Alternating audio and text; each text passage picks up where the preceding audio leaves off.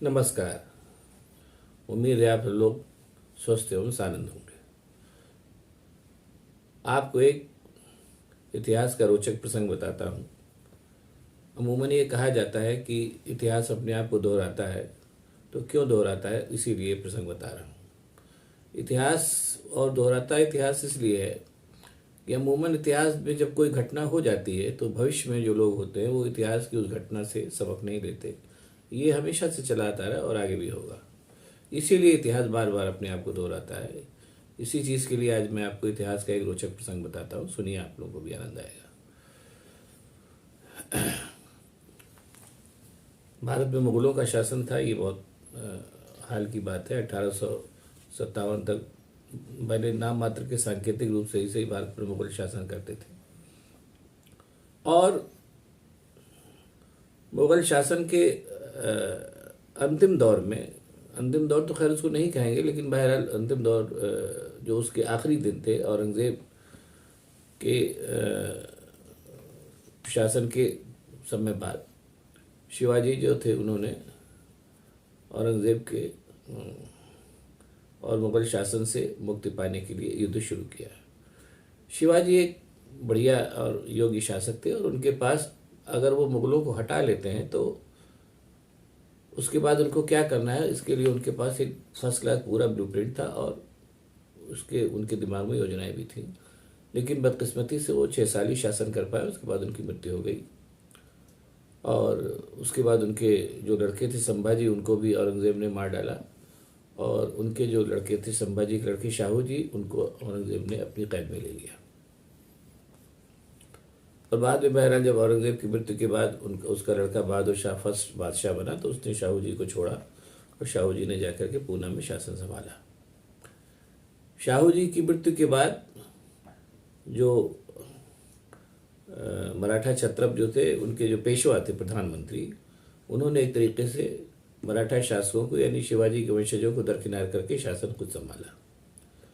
उसमें उस पूरे पेशवा काल में कुल एक पेशवा ऐसा था जो विजनरी था और जिसके पास हिंदुस्तान को लेकर के ब्लूप्रिंट था। वो थे पेशवा बाजीराव, जिनके बारे में फिल्म भी बनी है। उसके अलावा उस पूरे पेशवा क्लान में या कह लीजिए पेशवा वंश में ऐसा कोई नहीं था जिसके पास कि अगर वो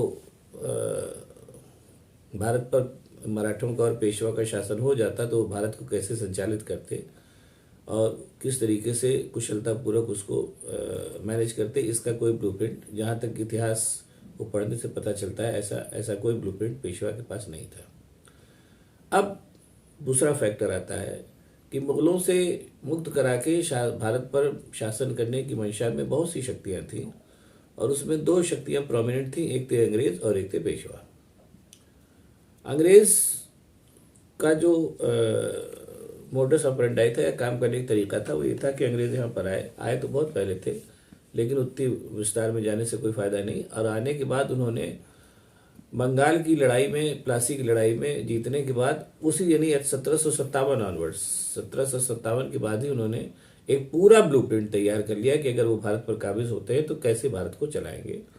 और उसके कुछ समय बाद ही लॉर्ड कॉर्नवालिस जो था, जो गवर्नर जनरल था, उसने भारत में अपने हिसाब से सुधार करने शुरू कर दिए। लैंड रेवेन्यू के लिए भी उसने सुधार किया और आईसीएस का उसने, इंडियन सिविल सर्विसेज जो आज भी आईएएस के रूप में जानी जाती है, ये उसकी देन है। इस तरीके से उसने, जिस समय अभी अंतर्विरोध चल ही रहा था सारी शक्तियों में मुगलों को पदस्थ करने को लेकर के, उस समय ही अंग्रेज़ों ने वो अगर काबिज हो जाते हैं भारत पर तो भारत को कैसे चलाएंगे, ये पूरा ब्लूप्रिंट के तहत उन्होंने चीज़ों को मैनेज करना भी शुरू कर दिया था। और संपूर्ण भारत पर कब्जे की लड़ाई भी साथ साथ जारी थी। उनके बरस जो पेशवा थे, उनका मोडस ऑपरेंडाई एकदम दूसरी तरीके का था।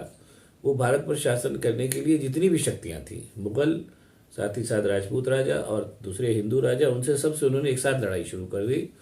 और उनके पास लहदे की कुल एक पूंजी थी, हिंदू मुसलमान की लड़ाई। और उनके पास अगर वो जीत जाते हैं, जैसे मैंने कहा कि भारत को कैसे मैनेज करेंगे, इसका कोई ब्लूप्रिंट उनके पास नहीं था। नतीजा ये हुआ कि अंग्रेज़ जो थे, चूंकि अब कोई ब्लूप्रिंट था ही नहीं और जो लड़ाई पेशवा लड़ रहे थे उस लड़ाई में उन्होंने सबके साथ एक साथ लड़ाई मोल ले ली और मोर्चा खोल लिया। उसका फ़ायदा ये हुआ कि जैसा मैंने पिछली वीडियो में बताया भी है कि पानीपत की तीसरी लड़ाई में पेशवा बिल्कुल अकेले पड़ गए और पूरी तरीके से नेस्तनाबूद हो गए। और उस कमज़ोर उस कमज़ोर पेशवा राज को जिसके पास की बहुत कोई मतलब भारत को लेकर के कोई विजन नहीं था, उसको अंग्रेज़ों ने आखिरी पेशवा को 1818 में आखिरी बार हरा करके और बिठूर भेज दिया। अब यहीं पे जो मैं बताना चाहता हूँ, मतलब इस समानता को देखिए और इस असमानता को भी देखिए, साथ ही साथ और चीज़ें सामने आएंगी। जैसा मैंने कहा कि मुगलों को हटा करके भारत पर कब्जा करने के लिए दो प्रमुख ताकतें एट ए टाइम आ गई थी, एक थे अंग्रेज और दूसरे थे पेशवा।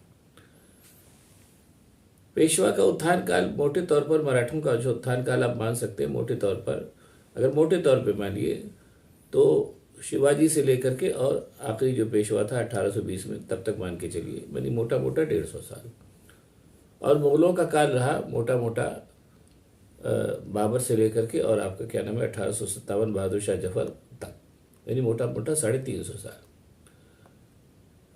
और अंग्रेज जहांगीर के समय आए, शाहजहां के समय थोड़ा सा प्रोमिनेंट हुए, और उसके बाद 1757 की लड़ाई में उन्होंने बंगाल पर कब्जा करके एक तरीके से अपनी दस्तक दे दी कि अब हम भी हिंदुस्तान के दावेदारों में से एक हैं।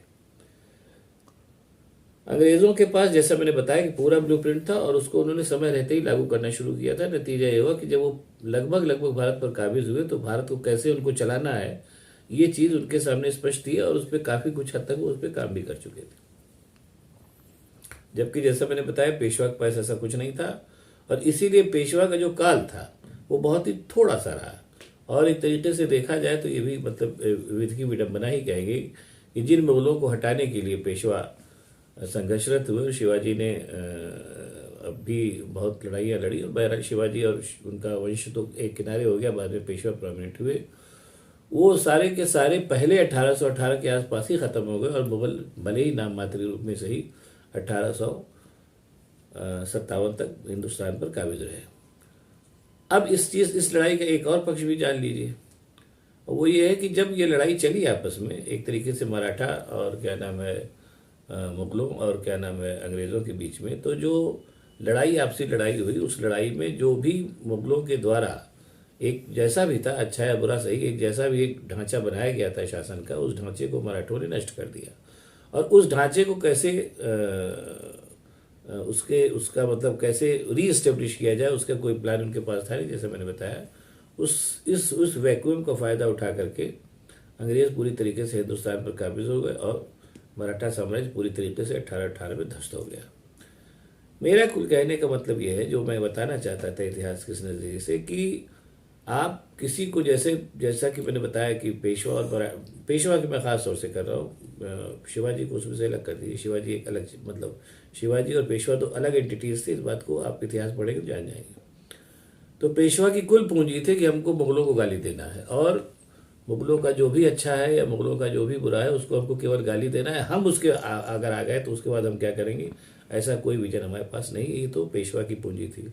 और अंग्रेज़ों की पूंजी थी कि हम जैसा भी है, हम भारत को लेकर के हमारे पास एक विजन है, एक प्लान है। वो भले ही अंग्रेज़ों के हित में ज़्यादा था, लेकिन बहरहाल एक विजन, एक प्लान था। उसका नतीजा ये हुआ कि अंततः अंग्रेज़ जो थे वो भारत पर काबिज हुए, और पेशवा जो थे पूरी तरीके से खेत रहे, क्योंकि उनकी कुल पूंजी केवल मुगलों को और उनकी क्या नाम है जो कुछ उन्होंने बनाया था उसकी अनिंदा करना और उसकी आलोचना करना था। केवल निंदा और आलोचना करने से किसी को कुछ नहीं मिलता। ये इतिहास में कई बार ऐसा हो चुका है, और रिसेंटली हालिया जो है, आप इसकी सबसे बड़ा जो उदाहरण देखेंगे वो मायावती को देखेंगे। उनके पास कुल पूंजी थी कि कांग्रेस बदमाश है और भाजपा बदमाश है। नतीजा यह है कि आज की तारीख में मायावती कहाँ है, ये आप सब लोग देख ही रहे हैं। इसलिए मेरा ये मानना है कि इतिहास की इस किस्से से सबक लेना चाहिए। और अगर आप किसी संस्था को या किसी भी मतलब शासन व्यवस्था को बदलना चाहते हैं तो बदलने में कोई बुराई नहीं है। तमाम चीज़ें बदली जाती हैं, समय ही बदलता रहता है लगातार।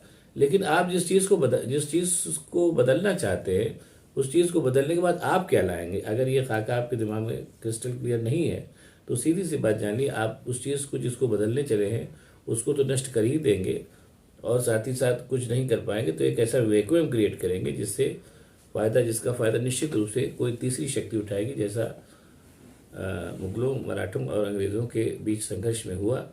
इस चीज़ से अगर बाकी के शासक भी सबक लेते हैं तो अच्छी बात है, नहीं लेते हैं तो सीधे दो बंदरों के बीच में दो बंदरों के बीच में बिल्ली हमेशा रोटी ले जाती है। ऐसा हमेशा से रहा है, आगे भी होगा। बहरहाल अगर आपको ये वीडियो पसंद आया तो इसको लाइक करिए, सब्सक्राइब करिए, शेयर करिए और इसमें कमेंट ज़रूर करिएगा। मैं जैसे बार बार पहले भी कह रहा हूँ। बाकी आप लोगों को बहुत बहुत धन्यवाद। नमस्कार।